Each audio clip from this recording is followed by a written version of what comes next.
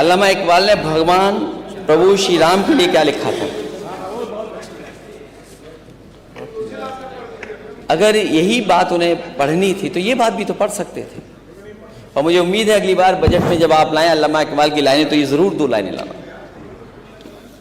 है राम के वजूद पे हिंदुस्तान को नाज, अहले नज़र समझते हैं इसको इमाम हिंद। ये लाइनें ज़रूर डालिएगा अगली बार। होता है कि आधा अधूरा बोल दिए जो है पूरा बोलना चाहिए।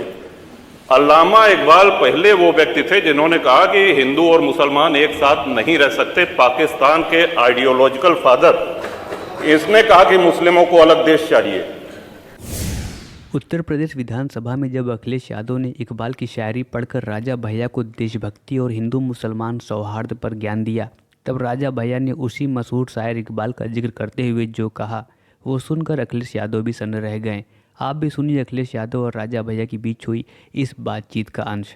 पाकिस्तान के आइडियोलॉजिकल फादर, इसने कहा कि मुस्लिमों को अलग देश चाहिए। जिन्ना को रास्ता बताने वाले, जिन्ना को उकसाने वाले और पाकिस्तान के पक्ष में भारत के मुसलमानों ने वोटिंग करी, जिसमें 98% लोगों ने कहा कि हिंदू और मुस्लिम साथ साथ नहीं रह सकते। इस बात पे लेकर के बंटवारा हुआ और सारे जहां से अच्छा जो कविता सुनाई गई वो अधूरी है। 2 पंक्ति उसकी हम भी सुना दे रहे हैं कि ए आब रूद गंगा वो दिन है याद तुझको, उतरा तेरे किनारे जब कारवां हमारा। कि गंगा के वो मैदान तुमको याद है जब हमारा कारवां उधर से आक्रांताओं का कारवां आया था। ए आब रूद गंगा वो दिन है याद तुझको, उतरा तेरे किनारे जब कारवां हमारा। चीनो अरब हमारा, हिंदुस्तान हमारा, मुस्लिम है हम, वतन है सारा जहां हमारा। ये तरानाए मिल्ली की पंक्तियां हैं। अल्लामा इकबाल ने 1910 में लिखी थी शिवन। हम ही क्या धर्मार्थ देते रहेंगे, सभी कुछ हो मौन सहते रहेंगे कि धर्म को देंगे बल अन्य जन भी, तजेंगे क्रूरता छल अन्य जन भी। श्रीमान, हिंदू तो सर्वसमावेशी है। किसको आश्रय नहीं मिला, किसको आसरा नहीं मिला? यहां पे जो भी संकट में आया उसको हमने अपनाया। कभी किसी हिंदू ने नहीं कहा कि हम मुसलमान के साथ नहीं रह सकते हैं। उल्टा जब बंटवारा हुआ, धर्म के आधार पर हुआ, पाकिस्तान बना, जो मुस्लिम वहां जा रहे थे हिंदुओं ने उनको रोकने का काम किया कि आप रहिए हमारे साथ, भाई भाई बन के रहिए।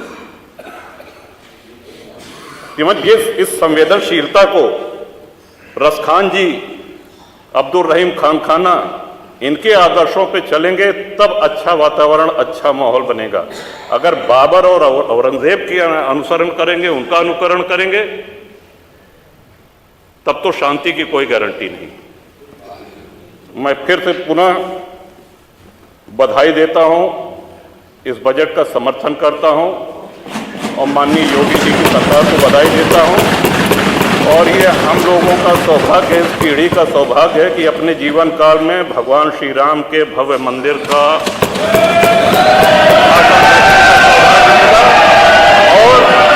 इकबाल ने द्विराष्ट्र सिद्धांत और पाकिस्तान तहरीक की विचारधारा को उस समय प्रतिपादित किया जब बड़े से बड़ा मुस्लिम नेता भी सार्वजनिक रूप से भारत के विभाजन का मामला उठाने का साहस नहीं कर रहा था। 29 दिसंबर 1930 को इलाहाबाद में मुस्लिम लीग सत्र के एक संबोधन में इकबाल की सोच स्पष्ट हो जाती है। इकबाल जितने कट्टर मुस्लिम लीग के समर्थक थे उतने ही प्रबल कांग्रेस विरोधी भी थे। मशहूर देवबंदी मौलाना मौलवी थानवी की तरह उनकी भी राय थी कि अगर बाद में बिना किसी शर्त के कांग्रेस पार्टी में शामिल होना चुना गया तो इस्लाम और मुसलमान दोनों के लिए हानिकारक होगा। इकबाल ये भी कहते थे कि कांग्रेस विचारधारा से जुड़े हर मौलाना हिंदुओं का समर्थन करके बहुत बड़ी गलती कर रहे हैं। अपनी प्रसिद्ध कविताओं में से एक वतनियत में इकबाल ने देश के विभाजन के परिणाम स्वरूप बड़े पैमाने पर प्रवासन का महिमा मंडन भी किया और इसे पैगंबर के मक्का से मदीना प्रवास के साथ जोड़ा। आप भी इकबाल के इस शेर को सुनिए। है तर्क वतन सुन्नत महबूब इलाही, दे तू भी नबूवत की सदाकत की गवाही। यानी अपना देश छोड़ना अल्लाह के प्यारे मोहम्मद का आचरण है। आपको भी इस पैगंबर की सच्चाई का गवाह बनना चाहिए और यानी जैसे पैगंबर ने अपना देश छोड़ा उस तरह आपको भी देश छोड़ने के लिए तैयार रहना चाहिए। यानी इस विचारधारा से ही ये स्पष्ट हो जाता है कि इकबाल अलगाववाद के लिए कैसे लोगों को प्रेरित करते थे। यानी राजा भैया ने जो कहा उनकी बातों में काफ़ी हद तक या फिर कहीं बिल्कुल ही स्पष्टवादिता के साथ सच्चाई है।